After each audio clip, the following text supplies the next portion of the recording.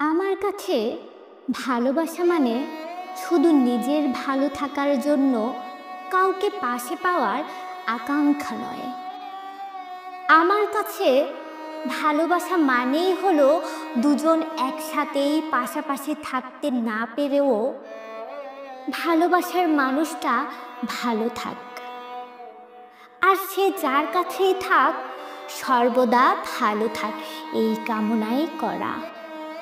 যাকে ভালোবাসে সে ভালো থাকবে না তা কি করে হয়? ভালোবাসলেই যে মানুষটাকে ছুতে হবে, পাশাপাশি থাকতে হবে, চোখের সামনে ঘুর ঘুর করতে হবে তা নয়।